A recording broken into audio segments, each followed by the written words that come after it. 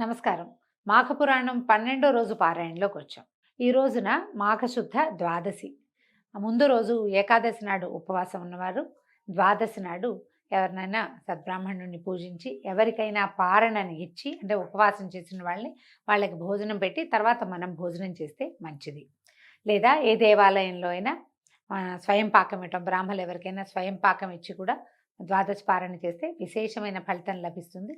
అవకాశాన్ని బట్టి చేయొచ్చు. లేదా దేవాలయ దర్శనం చేసి దేవాలయంలో ఉన్న అర్చకుడికి స్వయంపాక నిమిత్తంగా కొంత దక్షిణని ఇచ్చినా కూడా అది కూడా మంచి ఫలితాన్ని ఇస్తుంది. అవకాశాన్ని బట్టి చేయండి. ఉచిత IVF IUI కన్సల్టేషన్, ఉచిత అల్ట్రాసౌండ్ స్కాన్. 49 అంటే సంతానం, 49 అంటే సంతోషం.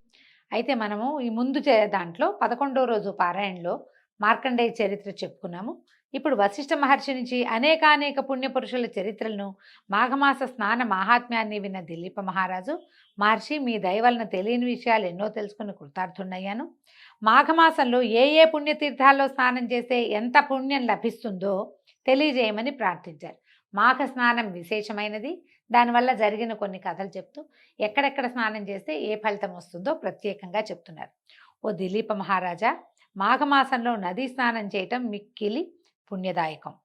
మాఘమాసంలో ఏ నది నీరైనా కూడా గంగాజలం అంతటి పవిత్రతని కలిగి ఉంటుంది.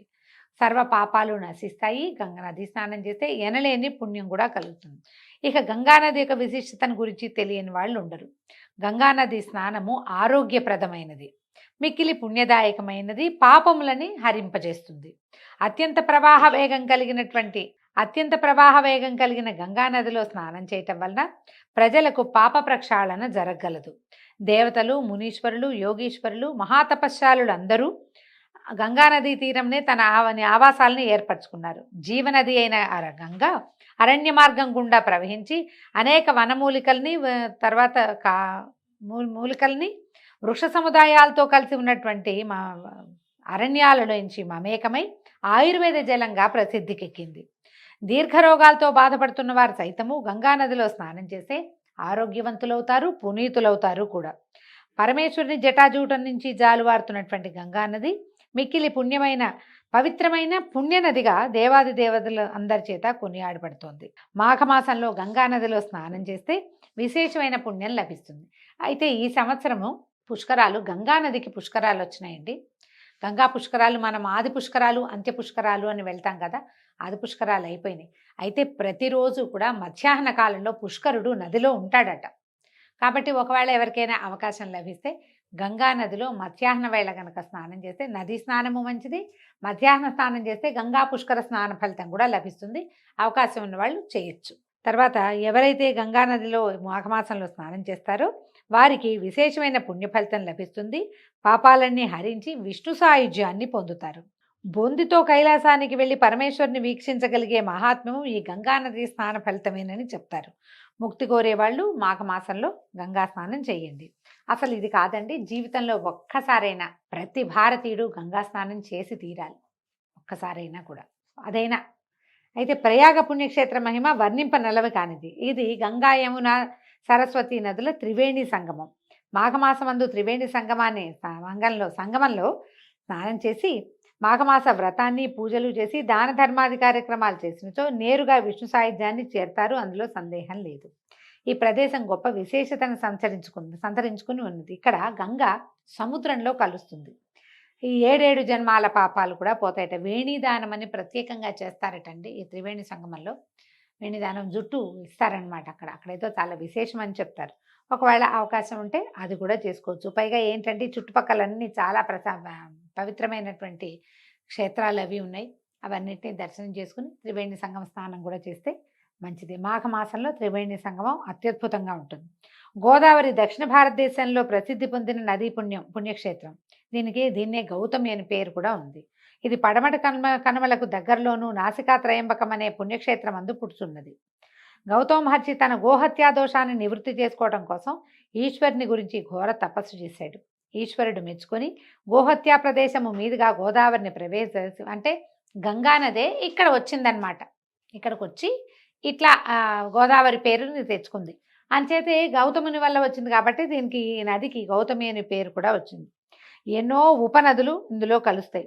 ఆ పరమ పవిత్రము పుణ్యప్రదము సర్వపాపాల్ని హరింపజేసేటువంటి ఈ గంగా నది గోదావరి నదిలో స్నానం చేస్తే ఇహపర సౌఖ్యాలు లభిస్తాయని చెప్తారు. సకల రోగాలు హరిస్తాయట. ప్రతి సంవత్సరము వచ్చేటువంటి వరద గోదావరిలోనూ మాఘమాసంలోనూ ఈ నదిలో స్నానం చేస్తే ఆరోగ్య ఐశ్వర్యాలు వస్తాయి. వరద వచ్చినప్పుడు స్నానం చేయాలటండి, అప్పుడు ప్రమాదం కదా, కానీ చెప్తున్నారు. ఏనా అవకాశం ఉంటే చేస్తారేమో. ఎర్రటి నీళ్ళు అవి వస్తాయట గోదావరిలోకి. ఈ చుట్టుపక్కల ఉన్న క్షేత్రాలు, అసలు గోదావరి నది పరివాహక ప్రాంతంలో ఉన్నటువంటి దేవాలయాలు, క్షేత్రాలు లెక్కకి మించి ఉన్నాయి. వాట్లలో కొన్నిటినైనా మనం దర్శనం చేయగలుగుతాం నదీ స్నాన నిమిత్తంగా వెళ్తే. ఇక్కడ ప్రభాస క్షేత్రం అని ఒక ప్రత్యేక క్షేత్రం చెప్పబడింది. దీంట్లో కనుక స్నానం చేస్తే బ్రహ్మహత్యాపాతకాలు కూడా పోతాయని ప్రతీతి. దీనికి నిదర్శనంగా ఒక వృత్తాంతాన్ని చెప్తున్నారు. ఆదిదేవుడైన శంకరునికి మరియు విష్ణువు యొక్క నాభికమలమునందు ఉద్భవించిన సృష్టికర్త అయిన బ్రహ్మకును 5 తలలుండేవి. శంకరుడికి 5 తలలున్నాయట, బ్రహ్మకి 5 తలలున్నాయి. అంచేత వారిద్దరిని పంచముఖేశ్వరులని, పంచముఖ బ్రహ్మయని పేరుతో పిలిచేవాళ్ళు.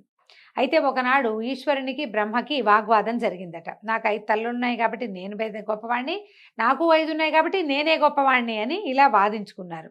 చిలికి గాలివానయ్యి చివరికి ఘోర యుద్ధానికి పాల్పడ్డారు. అయితే కొన్ని కథల్లో చెప్తారు, శంకరుడు కోపం ఉంచుకోలేక తన గోటితోటి 5వ తలని గిల్లేశాడని, మన కథలో మాత్రం త్రిశూలంతో 5వ తలని తీసేశాడని చెప్పబడుతోంది. ఎప్పుడైతే ఆ తల అని తీయబడిందో 5వ తల ఉత్తరించబడేసరికి మన బ్రహ్మగారు చతుర్ముఖ బ్రహ్మ అయ్యాడు. శివునికి మాత్రం బ్రహ్మహత్యాపాతకం చుట్టుకుంది. ఇదే చెప్పుకుంటాం మనం. పరమేశ్వరుడి బ్రహ్మహత్యాపాతకం ఎట్లా పోయింది అనే కథకి బ్రహ్మదేవుడి తలనే ఆయన గిల్లేశాడని, గోరుతో తీసేశాడని ఒక చోట, త్రిశూలంతో సంహరించాడు, ఆయన తీసేశాడు, సంహారం చేశాడు అని ఇంకొక చోట చెప్తారు. ఈ బ్రహ్మహత్యా దోషాన్ని అంటించుకున్నటువంటి పరమేశ్వరుడు ఈ దోషం ఎట్లా అవుతుందో, ఎలా పోతుందో అని ఆలోచిస్తూ బ్రహ్మతలని చేత పట్టుకుని ముల్లోకాలు తిరిగాడట. ఈ తల తిరుగుతూ ఉంటే శివుని చేతిలో ఉన్నటువంటి తల ఎండి కపాలంగా మారిపోయింది. శివుణ్ణి ఎవరూ ఆదరించలేదట. ఆ కపాలంతో భిక్షను స్వీకరిస్తూ భూలోకానికి చేరుకున్నాడు. ఈ పరమేశ్వరుడు అత్యంత తేజోమయ సౌందర్యవంతుడు, మిక్కిలి అందగాడు. ఆయన ముగ్ధమోహన స్వరూపాన్ని చూసి చెలించని స్త్రీలుండటం అంటంలో అతిశయోక్తే లేదు. భూలోకంలో భిక్షాందేహి అని శివుడట్లు భిక్షాటన చేస్తుంటే భిక్ష వేసే స్త్రీలంతా అతని సౌందర్యానికి లోబడి చిత్రమైన గాథ చెప్తున్నారండి.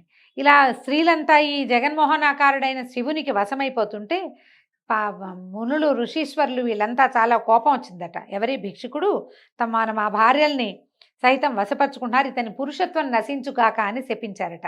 అంతే భిక్షాటన చేస్తున్నటువంటి పరమేశ్వరుని యొక్క లింగము కింద పడిపోయిందట. అసలే బ్రహ్మహత్యా దోషంతో దురపిల్లుతున్నటువంటి పరమేశ్వరుడు చేయునది లేక లింగమందే ఐక్యమైపోయాడు. శివుడు లింగాకారంలో ఐక్యమవటంతో దానికి ఎనలేని తేజస్సు వచ్చి మిక్కిలి కాంతివంతంగా ప్రకాశించడం మొదలుపెట్టింది.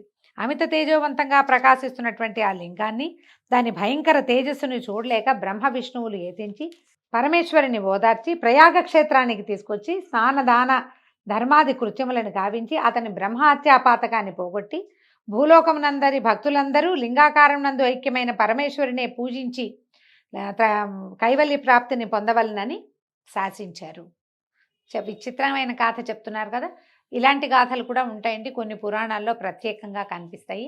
ఇదేదో అంటే ప్రక్షిప్తంగా ఏం భావించక్కర్లా. రకరకాల గాథలు ప్రాచుర్యంలో ఉన్నాయి, ప్రచారంలో ఉన్నాయి. అందులో ఇదొక గాథ అన్నమాట. పరమేశ్వరుని శక్తి అంతా లింగం నందు ఉండటం వల్లే మనం లింగ పూజే చేస్తాం.